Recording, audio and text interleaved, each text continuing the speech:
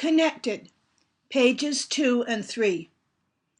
Most of us hardly go anywhere today without a cell phone or iPhone, an iPod or a laptop, or so it seems. We're trying to stay in 24/7 communication with each other. We want to be connected. How do we accomplish this? We use the internet to contact friends on MySpace or Facebook. We send and receive emails, write and read blogs, call others and text them on our cell phones. We're available most of the time. Is this constant communication good? I think it's positive overall, though there is a downside to living digitally.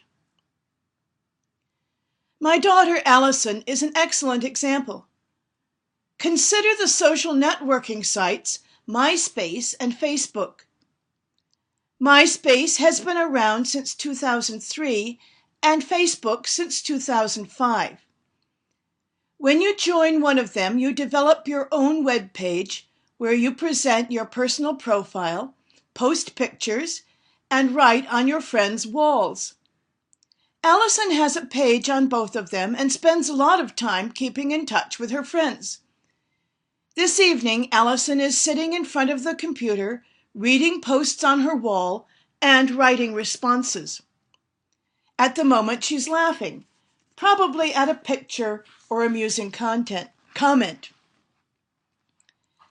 Then there's my 15-year-old son, Nick, who appears addicted to his cell phone, which he's had since his birthday 4 months ago. Right now, Nick is texting friends. He's been doing that for the last half hour and shows no signs of stopping. I've had conversations with Nick's teachers who say Nick isn't doing well, that they've been having difficulty getting his attention. Most of them have outlawed the use of cell phones in class. They feel bad about this, but believe education comes first. Then there's my wife, Elena, who loves email.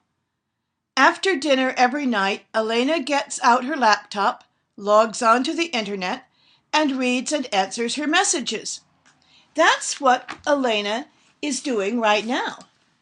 She says she's getting about 100 email messages daily and is having trouble staying on top of them. And then there's yours truly. As a writer for In Touch magazine, I go to the office 3 days a week and telecommute the other 2. When I'm working at home, I write a blog. By the way, do you know the origin of the word blog? It's a contraction of weblog, which is a type of website. On my blog, I write and read regular entries, describe events, and comment on what others say. There's a blog on the internet for just about everything. Do you remember the movie Julie and Julia? It's about a young woman who, bored with her day job, decides to cook all of TV chef Julia Child's famous recipes and then writes a blog about each day's meal. The downside I mentioned above is simply this. Staying in near constant communication with others often leads to stress. It takes our time and tends to prevent us from spending quiet time alone, from reading, from contemplating things, from enjoying nature. We hear people saying things such as, "I just couldn't do without my BlackBerry."